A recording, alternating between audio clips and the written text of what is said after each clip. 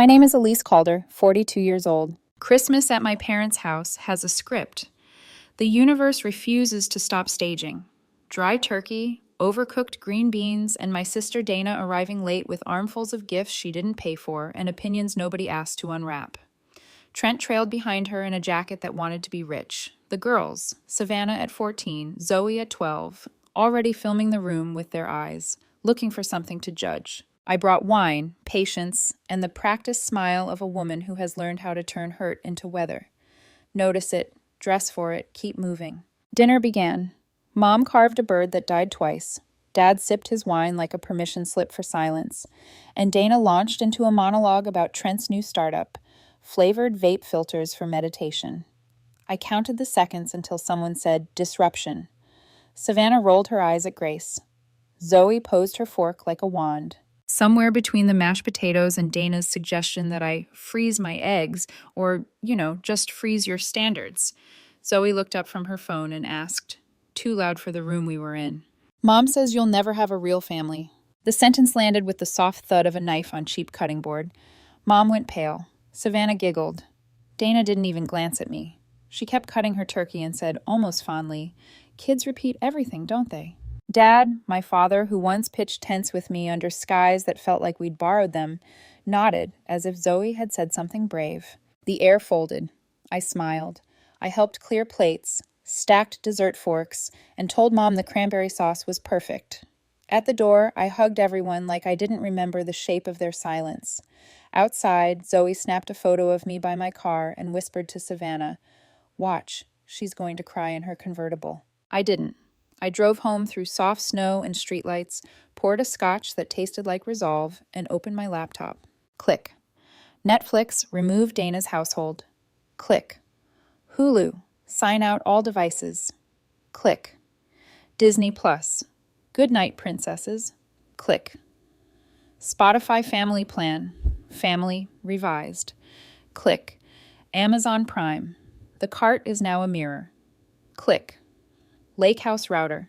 New password no one in that house would guess. Wi-Fi renamed to Family Sham. I blocked Dana's number. Closed the laptop.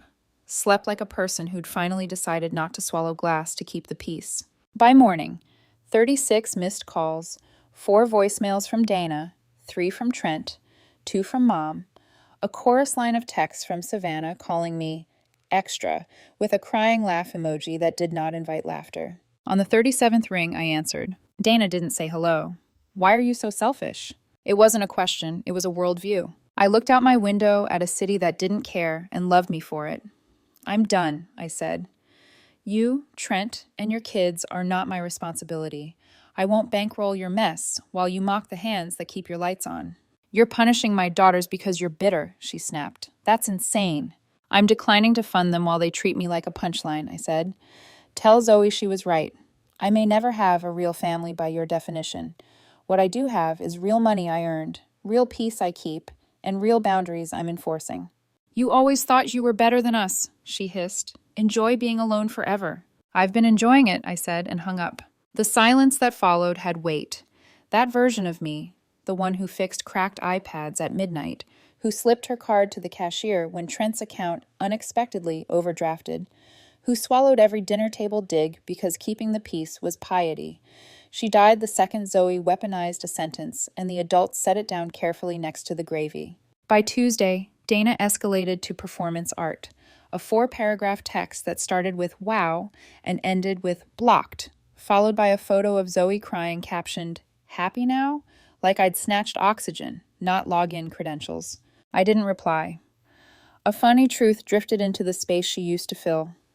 When you stop defending yourself, people begin to notice the pattern you've been absorbing. Aunt Lila called, just to check in, and somehow said more in her pauses than Dana had with all her shouting. My cousin Rachel DM'd, whatever this is, you've been covering for them for years. It turns out silence, handled properly, is a confession you don't have to write. Mid-January, Trent texted, not an apology. The word bro appeared like an oil slick at the top of my screen. Hey, bro, totally get where you're coming from. Any chance you could just hook the girls up with Disney Plus again? They're struggling. Over a streaming service. I left him on red because sometimes the most loving thing you can give a drowning person is a shoreline they can't exploit. Mom tried next. At first, it was soft, like checking the temperature of a fever. Then the asks grew teeth. The high road set an example. They're having a rough time. That's when the full picture spilled.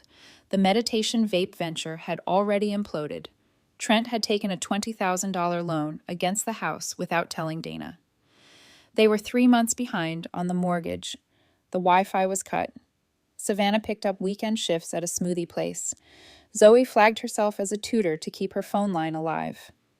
Dana posted their living room furniture on Marketplace with the caption, "Minimalist Reset." I remembered Savannah's story weeks earlier, my convertible, screenshotted, with, "Some people think money makes them better than others." She tagged me. I replied once. "Some people think using others makes them untouchable." She deleted it in less than 2 minutes. Cowardice is fast. By February, Dana's voice changed. "I don't want to fight anymore," she said on a call I didn't plan to pick up. "Things are hard. I miss you. The girls miss you." "What do you miss?" I asked. Silence. The kind where a person realizes they don't have a good answer. She didn't miss me. She missed the net. "I wish you well," I said. "If you want me in your life, change it. Not with captions. With conduct. Respect first, consistency next, time after that." She started to say my name, soft as bait. I hung up. That week, I booked Aspen, drove with the top down. The air was glass and clean. My phone lit up only with people I wanted to hear from. Dana's life began to crack in the exact places my money used to grout. Not because I destroyed it, but because I stopped holding it together. And that, I thought, is what boundaries sound like when they click into place. Not a slam. A lock. It took less than 2 weeks for Dana to start her favorite sport, triangulation. First came the aunt calls. "Family's too short for grudges," Aunt Lila chirped, though her voice had that careful tilt, the one that meant she knew something but wasn't supposed to. Then came the cousin DMs. "Whatever this is, you guys should talk it out." Translation. Dana's already rewritten the story. According to her, I wasn't a woman setting boundaries. I was a bitter, lonely sister who'd finally snapped. She told them I'd ruined Christmas because I couldn't stand seeing her perfect family. I didn't respond to any of it. I didn't need to. Because silence, when you've spent years buying the illusion of harmony, becomes its own kind of spotlight. People start to see what you've been subsidizing. By mid-January, I could tell the silence was doing its work. Little fractures were showing. Mom started calling every morning. First gentle check-ins, then subtle nudges. "You could be the bigger person," she'd say. "Dana's been under a lot of stress." I almost laughed. Stress was her baseline. Manipulation was her oxygen. Then Mom slipped. She always does when she's carrying someone else's secrets. "Trent's business hit a snag," she said, voice low. Translation, it's on fire. Turns out the meditation vape company had folded before it even launched. Trent had taken out a second loan on their house, 20 grand, without telling Dana. Now they were 3 months behind on payments, the Wi-Fi had been cut off for a week, and Savannah had started working weekends at a smoothie shop to pay her phone bill. Zoe was tutoring online. Dana was listing furniture on Facebook Marketplace, claiming they were redecorating. "Maybe just help them a little," Mom said softly. "They're having a rough time." "Rough," I repeated. They mocked me for not having a family, Mom. I stopped paying for their Disney Plus, not their oxygen. She sighed. "You've always been the practical one, but she's still your sister." "She's a 40-year-old woman," I said. "Sisters stop counting when the invoices start." Then Trent messaged me directly. Not to apologize, of course. His texts always carried that weird mix of fake humility and desperation. "Hey, totally get it, Elise. I know things got tense. Just wondering if you could hook the girls up with Disney Plus again? They're really struggling without it." Struggling. Like streaming deprivation was a humanitarian crisis. I stared at the message for a full minute before leaving him on read. Because nothing says "I'm done funding your delusion" like the blue checkmark of acknowledgement followed by silence. The next week, I noticed Dana's new project, public victimhood. Her Facebook feed turned into a theater of self-pity, cryptic quotes about toxic people who confuse generosity with control, selfies captioned "smiling through the pain," and photos of Zoe looking sad under captions like "raising strong girls through hard times." No mention of how those hard times started. When sympathy poured in from friends who didn't know the story, I just watched. The more she posted, the more transparent she became. Even people in the comments started to ask, "Where's Trent?" She never replied. Then, one afternoon, my work phone rang. The caller ID said Trent. Against my better judgment, I picked up. "Elise," he said, sounding tired. "Can we talk?" "Make it quick." "I just wanted to say, I get it," he said. "We leaned on you too much. I won't deny it. I know we've been leeches." My stomach dropped. That was not the script I expected. He hesitated. "Dana's falling apart. The girls are confused. I'm doing everything I can, but if you let her drown completely, she won't come back from it." I looked out my office window at the city skyline, glittering and indifferent. "Neither did I said quietly. And then I hung up. 3 days later, Mom called. Her voice was brittle, like she'd been crying. "Dana's applying for food assistance," she said. "Their mortgage lender sent a foreclosure notice. Savannah's embarrassed to go to school. Trent's been asking the neighbors for work." I listened without interrupting. "She's not eating," Mom whispered. "She cries every night." I waited for her to stop, then asked the question that had been sitting in my chest since Christmas. "Do you remember when Zoe said I'd never have a real family and no one corrected her?" The line went silent. Finally, Mom said, "I remember, and I'm sorry I didn't say something." "That's the only apology I needed," I said, and ended the call. That weekend, I found something unexpected in my mailbox. A handwritten letter, no return address, no postage, just folded in half. It was from Savannah. Her handwriting was shaky, but careful. She wrote that she finally understood why I'd cut them off, that her mom had told them for years I was lonely, selfish, and weird with money, that she believed it because she never saw me fight back. She said she was sorry. She didn't excuse it. She didn't ask for anything. She just wrote, "If we ever get the chance to earn you back, I'll be first in line." I read it twice, then tucked it into the drawer beside my bed. Not forgiven, not forgotten. Just saved. A week later, Dana's next move arrived on my doorstep. Not in words, but in objects. The front desk called to say someone had dropped off a small brown box for me. Inside were old photographs, real ones, printed on glossy paper. Family beach trips, birthday cakes, one of me holding Savannah and Zoe when they were toddlers. Another of me and Dana sitting on the curb outside our parents' house, popsicles in hand, sunburned and laughing. Taped to the lid was a sticky note in Dana's handwriting. "Didn't know you kept these. Didn't know I'd want them back someday." No apology, no explanation, just that. I stared at the note for a long time. Part of me thought it was another play, sentimental manipulation dressed as surrender. But another part of me wondered if maybe, finally, she was realizing what she'd done. Still, I didn't call, because apologies without accountability are just punctuation on the same sentence. Instead, I set the box aside next to Savannah's letter. 2 pieces of paper, 2 women learning, slowly, that I wasn't coming back just because they wanted me to. And in that quiet, the silence that had once felt like war began to sound a little bit like peace. The photos sat on my dining table for 2 days, quietly haunting the room. Every time I passed them, I felt the ghosts of summers I used to think meant something.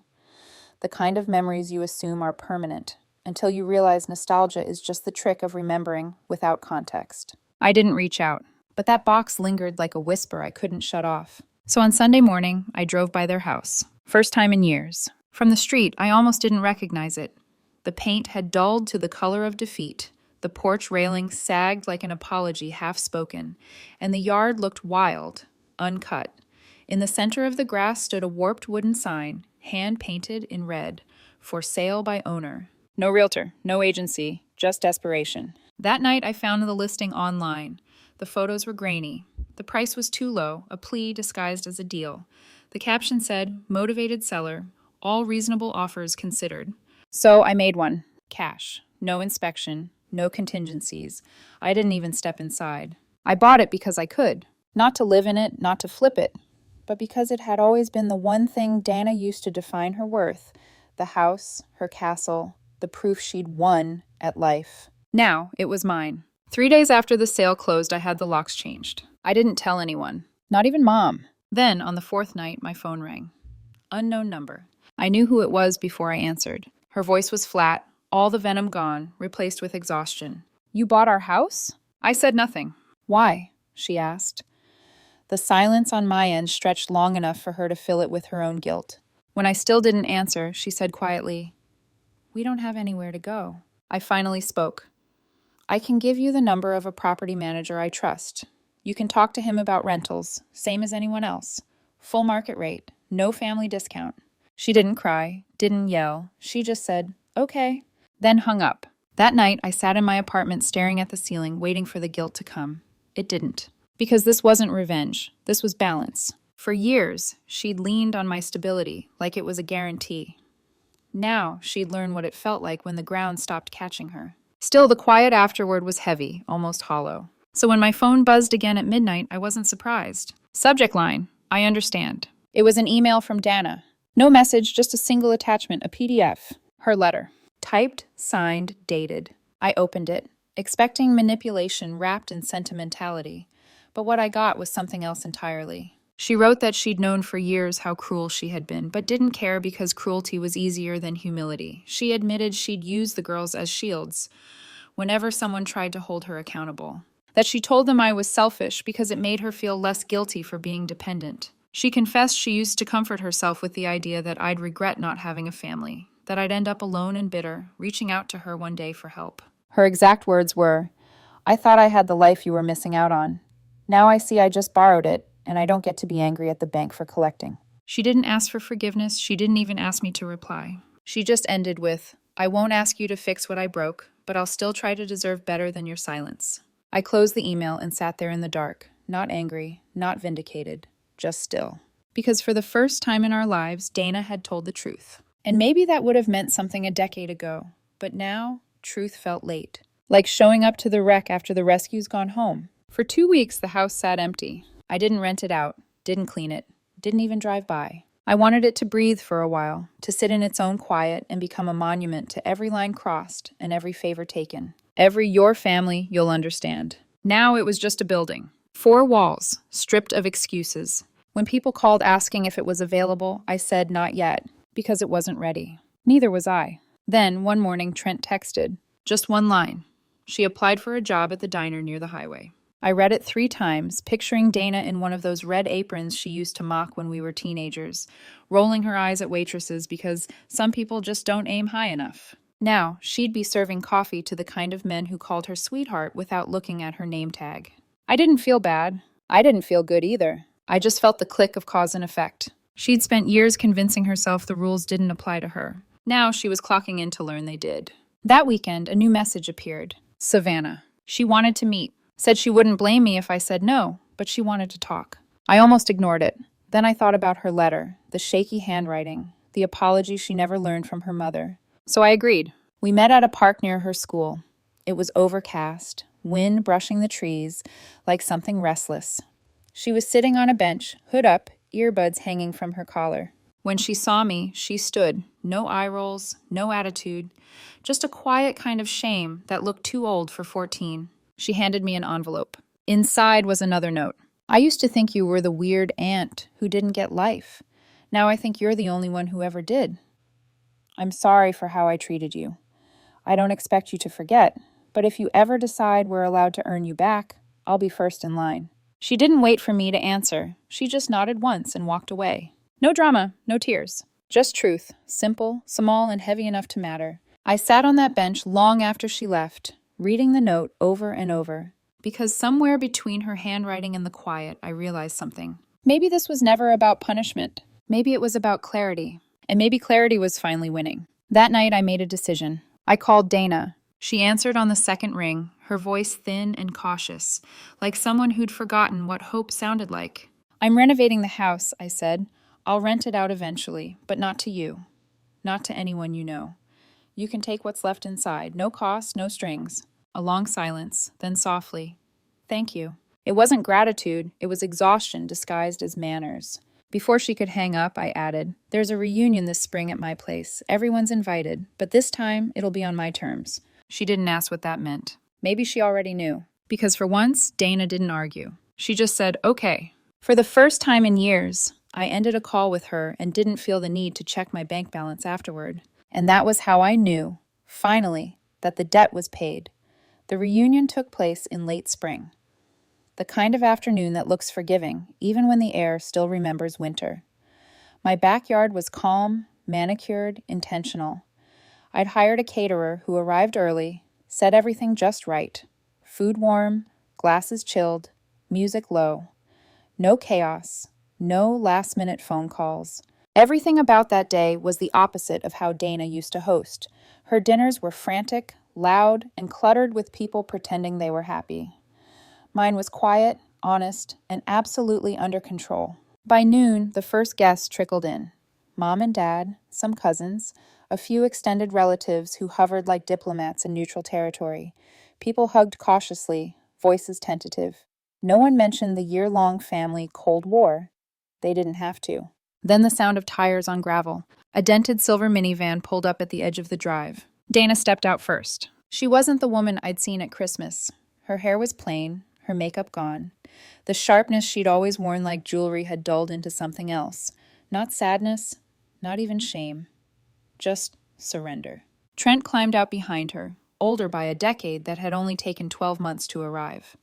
Savannah held the passenger door for Zoe, who shuffled out, arms crossed, avoiding everyone's gaze. They looked like a family written in lowercase letters now. And somehow that felt right. Dana hesitated by the gate, taking in the scene. The perfect yard, the tables draped in white linen, the scent of lemon and rosemary. I saw her swallow hard before walking toward me. "Thanks for letting us come," she said quietly. That was it. No speech, no pretense, just that one line. I nodded once, then turned back to the guests. The day unfolded gently. Small talk filled the air like cautious birds. People laughed softly, like they were afraid to startle the moment. Mom beamed too brightly. Dad poured wine for everyone twice, and Trent hovered at the edge of things, trying to look useful. Zoe stayed glued to her phone at first, but eventually started helping the caterers collect plates.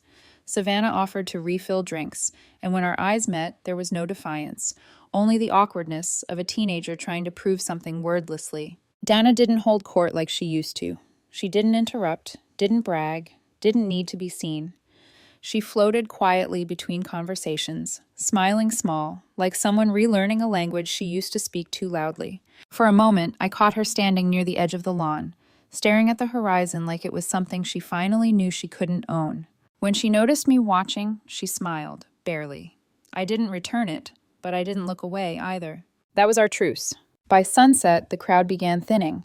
The cousins left with Tupperware, Mom fussed over leftovers, and laughter grew freer as the wine loosened the edges of old habits. Then it was just the five of us. Dana approached me, while Trent helped the girls load dishes into the van. She held an envelope in her hand. "No speech," she said quickly, maybe sensing my walls before I raised them. "Just this." I took it but didn't open it. "Dana!" She stopped me. "Don't. Not today. Just thank you." Her voice broke slightly on the last word. She turned before I could respond. Savannah hugged me, fast, almost shyly, and whispered, "Thanks for not slamming the door all the way." Zoe just nodded, eyes wet but proud. Trent gave a quiet, "Take care of yourself," which I think in his language meant, "I'm sorry." Then they left. The sound of the minivan driving away was the cleanest silence I'd ever heard. Later that night, I sat alone at the kitchen table, the envelope resting beside a half-empty glass of wine. The house was quiet, save for the soft hum of the refrigerator and the distant crickets outside. When I finally opened it, I half expected manipulation disguised as remorse. Instead, it was simple, typed, honest. I know respect isn't automatic. I know I destroyed the bridge. I don't expect forgiveness. I poisoned my daughters against you because it made me feel less like I was failing. I'm trying to stop doing that now, not to win you back, but because I finally understand what it cost me. For years, I thought being loud made me right. Now I see how much quiet costs, and I'm willing to pay it. I'm sorry, Elise, for all of it. No performance, no guilt, just truth. I folded the letter neatly and placed it beside Savannah's first note and Dana's box of photographs. 3 pieces of paper, 3 attempts at redemption. It didn't make everything whole again. It didn't erase the years or the damage. But it made something else possible, stillness. Not forgiveness yet, not reconciliation, just stillness. And that was enough. A week later, I visited the old house, the one I'd bought, renovated, and left empty. The new paint gleamed soft white in the afternoon sun. The yard was trimmed. The porch railing was steady again. For the first time, it looked like a place that belonged to no one's ego. As I locked the door behind me, I realized I didn't feel anger anymore, or guilt, or even pride. Just closure. For years, I'd been the quiet foundation under a house built on entitlement. Now the foundation stood alone, and the house, well, it was finally stable because I'd stopped holding it up. That night, I lit a candle and sat by the window. I thought about the last line of Dana's letter, about how quiet costs, and how she was finally willing to pay it. I smiled to myself, because maybe we were both finally learning that same lesson. Some debts aren't financial. They're emotional, generational, invisible. And the only way to clear them is to stop pretending someone else will. No, they're not back in my life. But the door isn't sealed shut anymore either. It's cracked, just enough for light to pass through. But it stays on my terms. Always on my terms.